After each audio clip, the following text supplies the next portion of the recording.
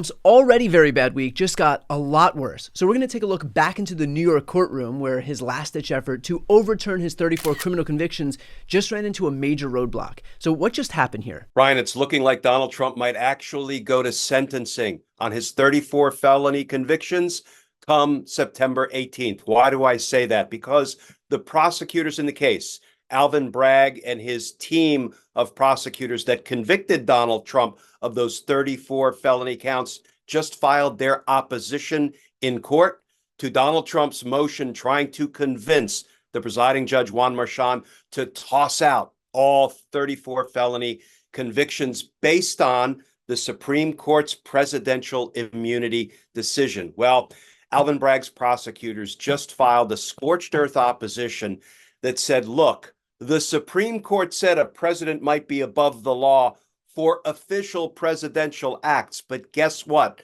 Virtually nothing Donald Trump did when he was committing the crimes in New York for which he has been convicted, none of it involved official presidential conduct. It was all private. It was all criminal in violation of New York state law, and none of it is impacted by the Supreme Court's pretty horrific new ruling that a president can violate the laws of the United States with impunity and can't be held criminally accountable. They said basically it doesn't apply given the facts, given the evidence of his New York state convictions. And, you know, if you want to drill down a little bit, I don't want to turn this into a legal breakdown law school class, but just bear with me here.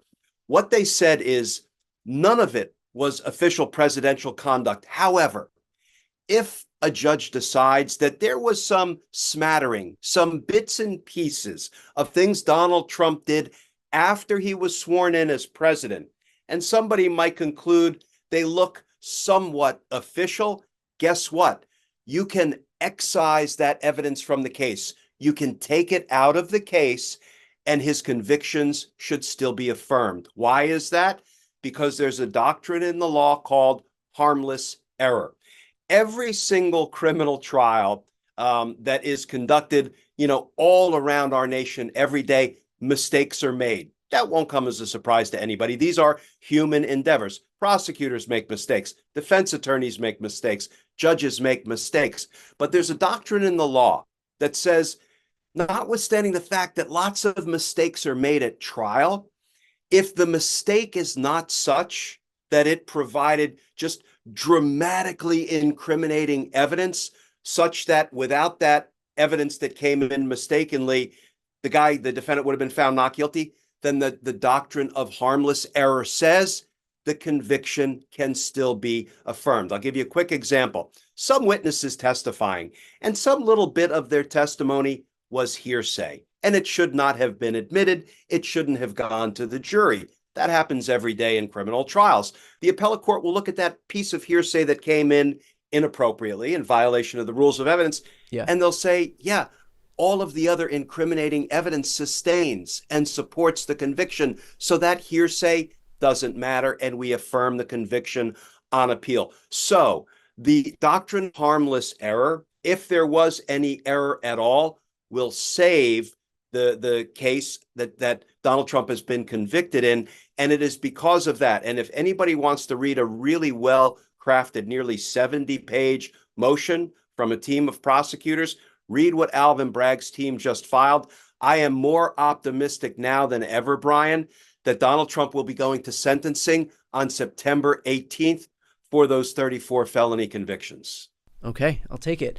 Glenn, even if Donald Trump did have a basis to get this case thrown away, which we now know based on Alvin Bragg's motion making a very compelling argument as to why the Supreme Court's immunity decision doesn't apply here, because again, all of Donald Trump's criminal activity happened while he was running to be president, not while he was actually president. He also raised this issue too late. So wouldn't this whole thing just be moot anyway? Yes and no. It's a great question, because usually if you miss a filing deadline, you're out of luck, right? However, because the Supreme Court ruling on presidential immunity came down fairly recently, it didn't even exist before the Supreme Court ruled that a president is essentially a king above the law, can't be prosecuted for the crimes he commits against the American people. So it's not as if there was an opportunity to file the motion that Donald Trump's team filed based on presidential immunity before the Supreme Court handed down the presidential immunity decision. So that's why Judge Merchan said, look, I'm going to give you leeway. I'm going to let you file your motion. We'll probably have a hearing. I'll hear you on our arguments, but then I'm going to resolve it. So technically, it feels like it might have come too late. But I think, the courts can be pretty forgiving when there is this kind of unusual last minute development, like the Supreme Court makes up something out of whole cloth.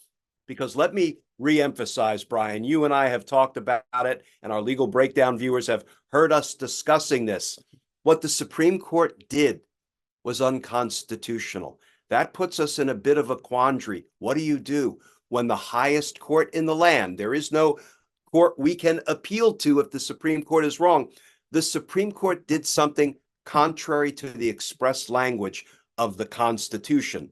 So, I think we have to keep emphasizing that point because there has to be a fix. Action has to be taken, whether it's congressional impeachment inquiries, whether it is a special counsel appointed to investigate the potential crimes of Supreme Court justices, as Senators Whitehouse and Wyden have requested Merrick Garland do. We cannot let this slide, because if you let the Supreme Court act unconstitutionally, well, then who's to say, what privacy rights, what constitutional rights they will revoke next? Okay, so now that Alvin Bragg has filed this motion, when does Judge Merchan actually make his ruling? When is he going to determine whether or not he accepts Alvin Bragg's recommendation that the Supreme Court's immunity decision doesn't apply here, so that we can have some clarity, some closure on this issue? So I heard a piece of reporting that he has indicated he'll resolve this, I think, on September 6th. It will be a couple of weeks in advance of the scheduled sentencing date of September 18th. That's a little bit of a tell there. It sounds like the judge wants to resolve it so he can keep the case on track to go to sentencing about 12 days after he resolves this. So stay tuned. We should have an answer in the coming weeks. Okay, now I have to